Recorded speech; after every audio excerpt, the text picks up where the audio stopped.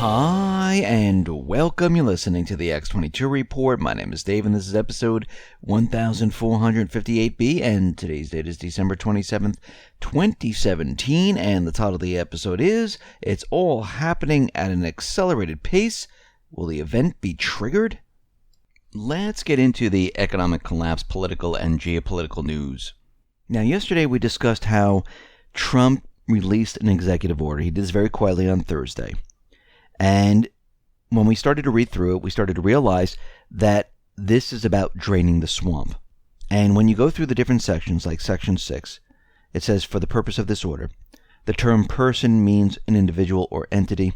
The term entity means a partnership, association, trust, joint venture, corporation, group, subgroup, or other organization. And we see that this is about going after those individuals who've been up to no good, and who have been using their organizations or whatever to push these certain agendas. And when we look at this, we can see that all of this has to do with the Uranium One deal, Fusion GPS. It has to do with the Podesta Group. And when you start looking through all of this, you can see that a lot of this is directed right at them, and especially the Uranium One deal.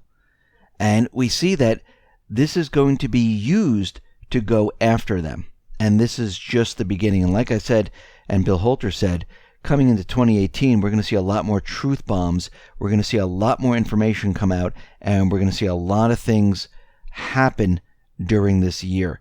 And this is going to be at an accelerated pace.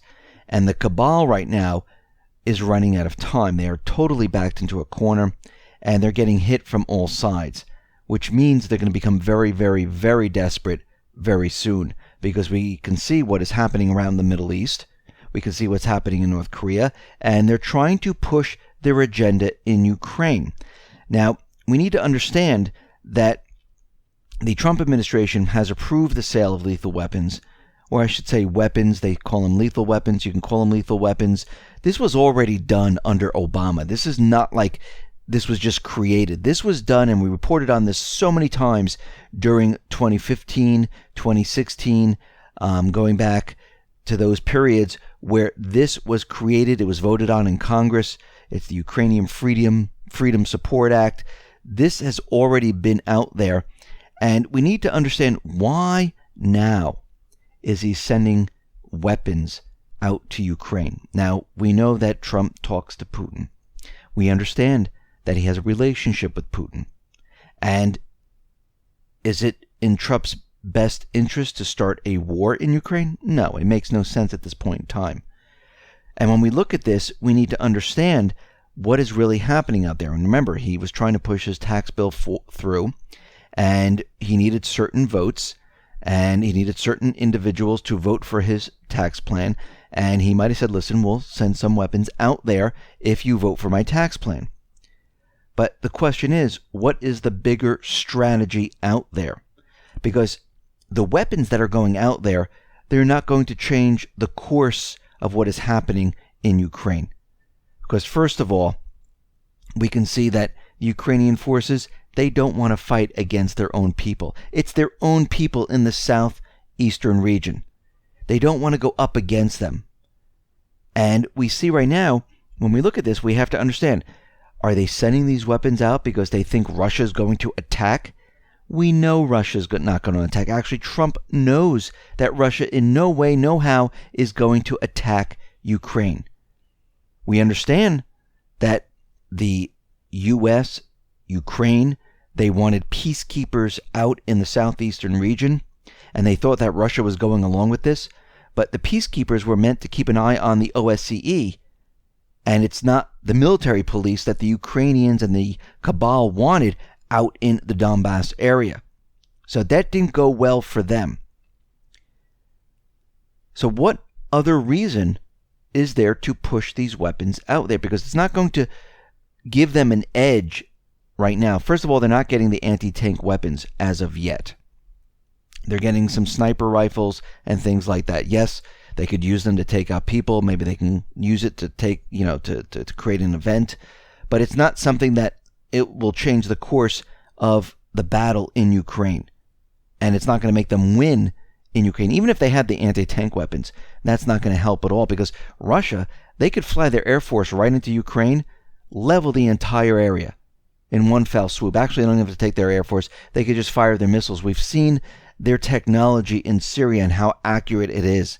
And guess what?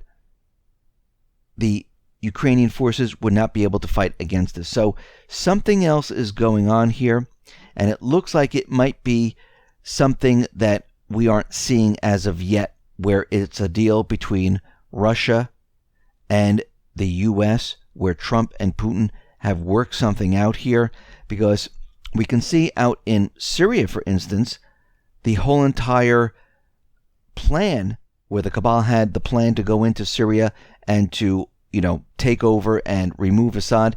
Well, that has fallen apart, and everything that everyone thought was going to happen, actually the opposite has happened. And I do believe that the opposite is going to happen right here. I don't think it's what everyone thinks it's going to be. I really do believe at this time, from all the reports and indicators that I see out there, is that the forces, the Pentagon, that have the lead now, they're actually going after the Islamic State. And we can see that this is going to continue on throughout the Middle East, out in Ukraine, where everything the cabal has set up, it's going to be reversed. And I think in the year 2018, we're going to see a lot of things reversed in Ukraine and in the Middle East and in Sudan, in Somalia, in North Korea. Everything that the cabal has been trying to push, we're starting to see everything completely reversed right now. We see right now that the South Korean government sources saying that they have satellite pictures from a U.S. reconnaissance satellite showing Chinese ships selling oil to North Korean vessels on the West Sea around 30 times since October. And once again, yes, there are sanctions that are in place right now, and the UN has these sanctions. This is completely against UNSC Resolution 2375, which was adopted in September.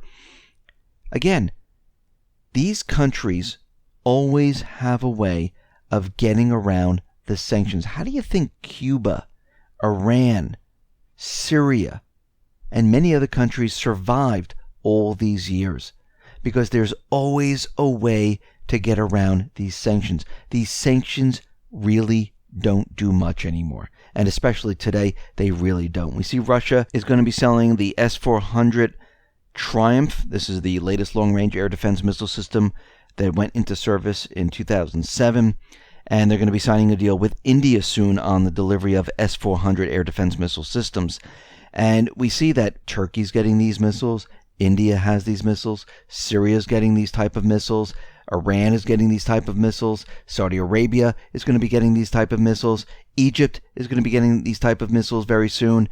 All these countries eventually are going to get these countries. And what we're seeing is that these countries are buying technology from Russia and China to protect themselves against the cabal, the United States. The reason why they're doing this is because they understand eventually what they're going to do is they're going to pivot away from the United States, and they need protection because they're very nervous about what the cabal will do and what will happen at this time. And I think once the cabal is completely obliterated, if that ever happens, I don't think they'll have to worry about this. I think the United States will be worrying about its own problems and they won't be worrying about, pushing war out into these areas. But again, they're going to protect themselves because they don't know what's going to happen. We see Russia, they've tested their powerful ICBM capable of overcoming missile defense systems. It is the RS-12M Topol Intercontinental Ballistic Missile. And during the test, specialists obtained experimental data that will be used in the interest of developing effective means of overcoming anti-ballistic missile defense and equipping the prospective grouping of Russian ballistic missiles with them. So they're basically designing missiles that are going to avoid anything that we throw at them. And this is going to be a problem. And again, we know that our military realizes that Russia has the edge over our technology today, that their systems work a lot better than what we have. We see right now that Libya, they're going to be holding elections in spring. We understand the government of national accord, well, they have expired. It looks like Haftar is getting ready to push elections in the country. And we see right now that, once again, the people are winning over their own country. They want their country back. They want the puppet government removed. And once the country has been taken back and the puppet government is gone and the Islamic State, the paid mercenaries, are removed from Libya, guess what? You think they're going to be selling the oil for the US dollar? Absolutely not.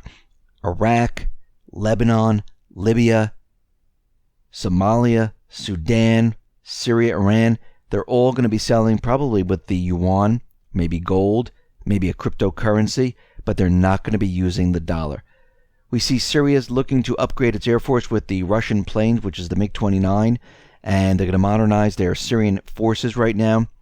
We see the U.S. base in Syria at al-tanf. It's fully surrounded and blocked by the Syrian Army.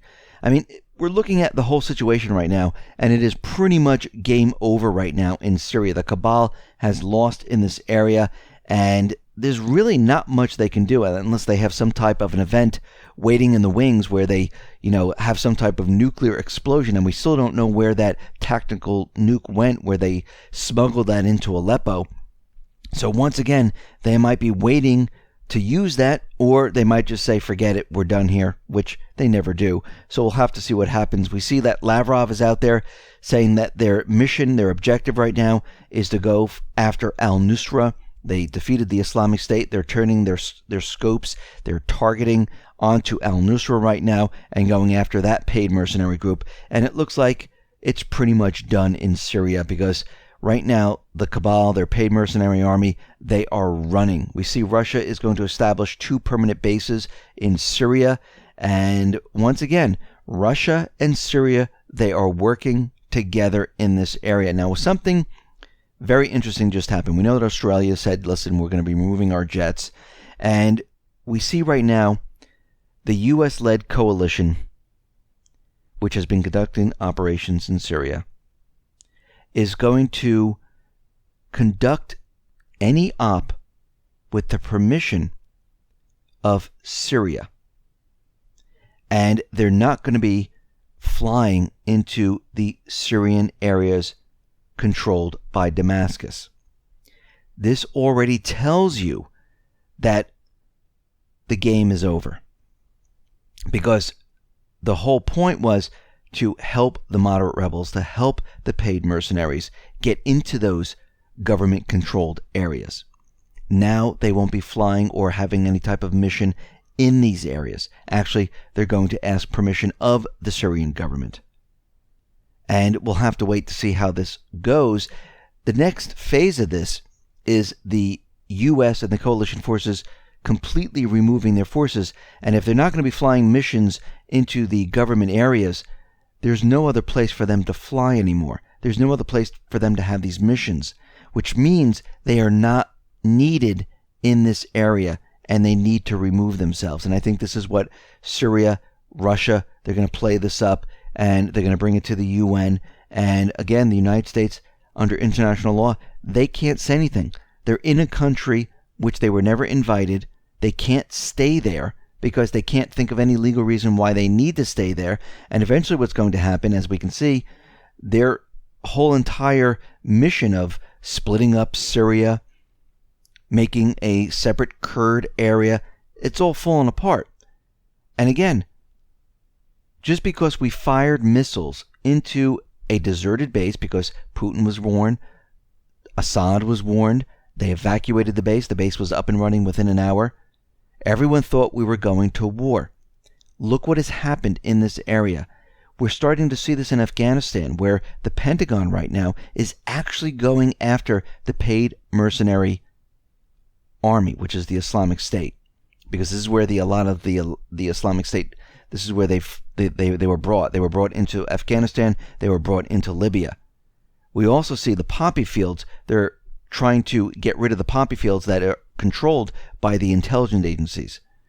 So we see all this happening, and North Korea, that is a lost cause. It looks like South Korea right now is going to have talks with North Korea in 2018. And once again, unless there's some type of an event, which there could be in Ukraine, there could be one there could be one in North Korea, they're going to try to do whatever they possibly can to get something off the ground because time is running out. Look what is happening here. The executive order was created. All these investigations are going on about the Uranium One deal, about the Trump dossier, about Russian collusion. All of it's falling apart. And now there's investigations going on with Comey, McCabe, and the rest. The truth is continually coming out, even though the corporate media is not really reporting on a lot of it. Soon, they're going to have no choice.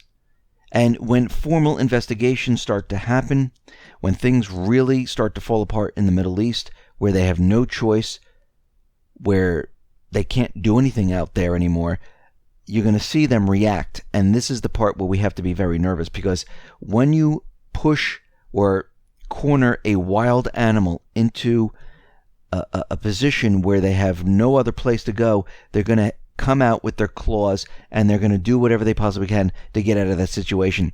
And this is just like the neocons. It's just like the cabal, the elite. They're pushed into a corner. They're a crazy animal. They're going to come out with their claws, and they use events. They use distraction. They use anything they possibly can to divert everyone's attention onto something else, and hopefully get us into a war, hopefully take control again. This would be their plan. This is what they're trying to do, and this is their goal all the time. Now, doesn't mean they're going to meet their goal. A lot of times it fails, but they keep trying. That's the whole thing. They never give up. They're not just going to give and say, I give and I walk away. They continually try and try and try. And this is why you need to be ready and prepared, because you can see what the central bank is doing. You can see the system is being transitioned into a new system. We see that they're getting China and Russia prepared for the new system. They have been doing this for a very long time. They want to take over the crypto market if they can do this. And this is a period of time where we're going to be going through this major transition. And it just didn't start yesterday. This has been ongoing for many, many years. We're just at this point right now where people are starting to realize and recognize what is going on here. This is why you need to be ready and prepared for what is coming, because it's getting closer and closer. Listen, everyone, thanks a lot for listening. Be well, be safe, and especially be prepared. Thanks a lot.